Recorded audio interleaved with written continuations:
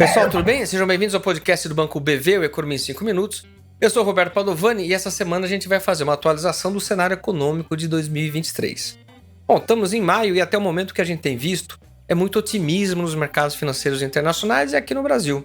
Mesmo com todas as turbulências no sistema bancário norte-americano, muitas dúvidas em relação à saúde do sistema, a gente vê que os mercados têm tido um bom desempenho e isso tem muito a ver com a leitura de que a inflação foi superada no mundo com baixos custos econômicos. A gente vê os dados de inflação consumidor em queda e mesmo assim as economias crescendo, e em particular as taxas de desemprego nos seus patamares mais baixos da série histórica. Isso acontece na Europa, nos Estados Unidos e no Brasil. Portanto, a leitura é de que o pior do ponto de vista de choque inflacionário já foi superado e o que a gente tem pela frente é um cenário de crescimento econômico.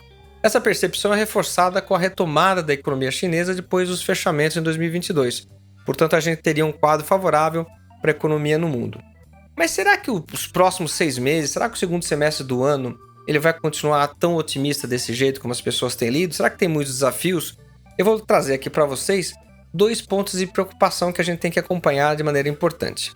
O primeiro grande desafio é a inflação global. Apesar dos números de inflação consumidor estarem em queda, quando a gente olha os núcleos de inflação, aquela medida que exclui alimentos e energia, a gente vê que os níveis ainda são muito elevados, reflexo inclusive desse mercado de trabalho aquecido no mundo. As pessoas estão com poder de compra, portanto isso favorece o crescimento e permite repasse de custos das empresas, dificultando a vida do Banco Central. Como contrapartida, é natural que alguns bancos centrais, como no caso da Europa, continuem subindo os juros ou fiquem com juros elevados parados por um bom período, como é o caso norte-americano. Seja como for, os próximos meses eles devem trazer essa informação de que não há espaço para corte de juros, como o mercado financeiro imagina hoje no caso norte-americano, e com juros mais elevados, o crédito fica mais caro, o consumo diminui, e isso acaba afetando o crescimento.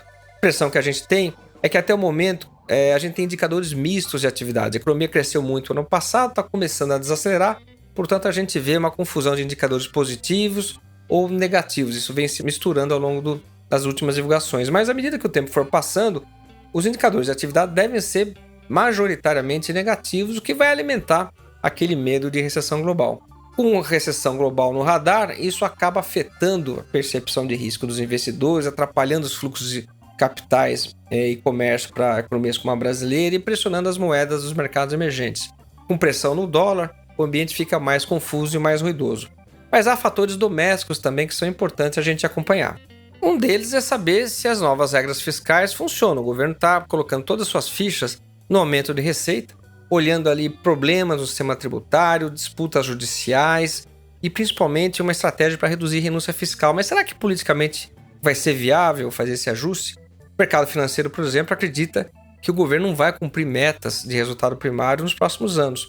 O resultado, portanto, é uma revisão da trajetória de dívida pública brasileira num contexto global complicado. Portanto, mais lenha na fogueira, mais ruídos que a gente deve ter no curto prazo. Outro tema importante vai ser a tramitação no Congresso da reforma tributária. É uma reforma importante, eu acho que há consenso nacional de que o nosso sistema tributário é muito complexo, confuso, pesado, isso exige muito custo das empresas.